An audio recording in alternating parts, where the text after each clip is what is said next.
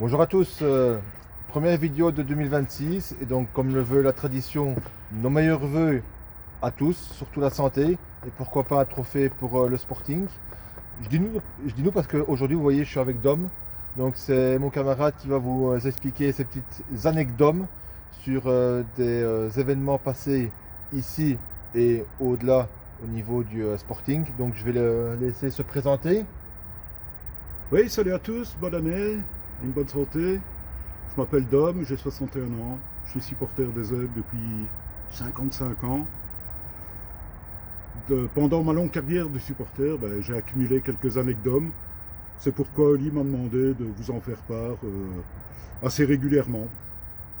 Donc on va commencer ici par un match que nous a réservé la Coupe de Belgique en 1992, en préface au prochain match qui va se produire ici.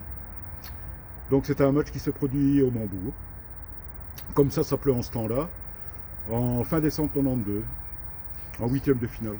Moi, ce que je propose, c'est qu'on se regarde un résumé de ce fabuleux match et après, on revient sur les aléas, donc les anecdotes de ce fabuleux match.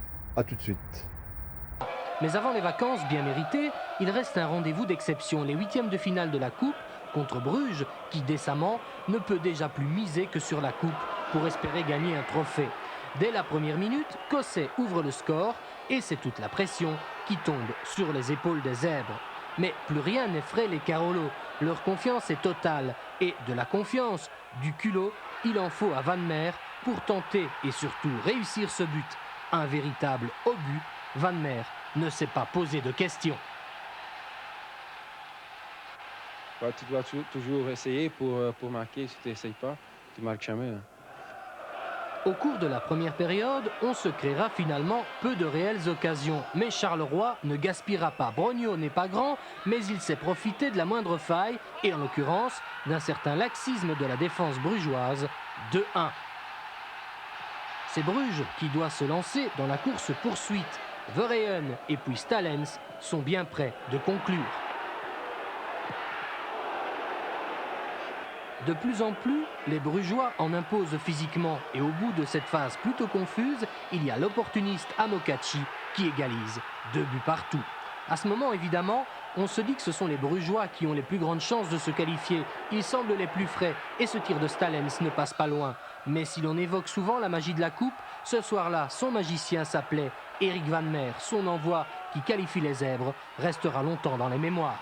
Quand j'étais là, je vu directement que le ballon va être dedans, mais j'ai jamais pensé qu'il va arriver dans le lucarne. Et puis, je sais plus qu'est-ce qui m'a pris, mais tous les supporters qui commencent à sauter, tout ça, c'était fantastique. Les Zèbres viennent de signer un deuxième exploit en Coupe. Le Mambourg est en folie.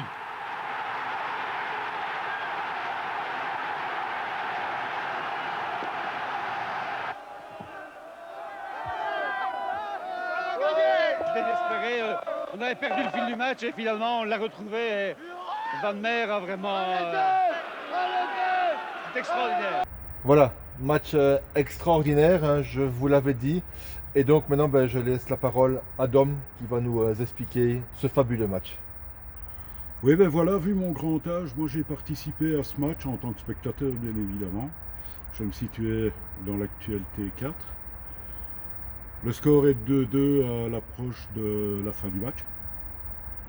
Quand Eric Van Meer intercepte un ballon sur le flanc droit, d'un contrôle orienté, il se réoriente, c'est le cas de le dire, vers le centre, et là directement il enchaîne avec une patate en pleine lucarne.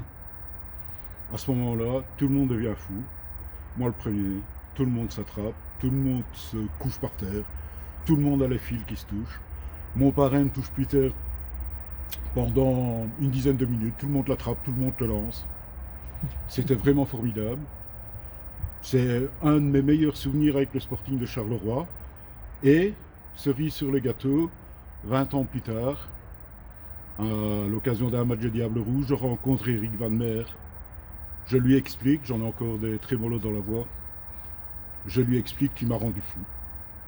Et lui-même me dit qu'en voyant tout le stade qui sautait, qui criait, qui devenait fou, ben, ça l'a rendu fou aussi. Et il avait vraiment l'air ému quand je lui ai expliqué, comme je le suis aujourd'hui. Donc, nul doute qu'on va revivre ça dans 10 jours. Tous au stade. Allez les zèbres. Et à la prochaine. On croise les doigts. Et donc, il faut que ce stade soit rempli. On a vraiment besoin de tout le monde. Des petits, des gros, des moyens, des jeunes, des vieux. Tous ceux, amener un copain, il faut remplir cette T3, mais aussi la T1. Il faut remplir la T4. Il faut vraiment qu'on joue notre rôle de 12e homme pour enfin aller chercher ce trophée qu'il nous manque. Et peut-être que même après ce match contre Bruges, en cas de victoire, les joueurs pourront nous offrir leur maillot. Vous voyez ici, je suis venu avec un collector. En fait, c'est le maillot de Dante Brogno qui a marqué le 2e but ce jour-là. Et donc, j'ai eu ce maillot à prêter à Mike Le Carolo. Michael, qu'on embrasse fort. Donc, les gars, on y croit.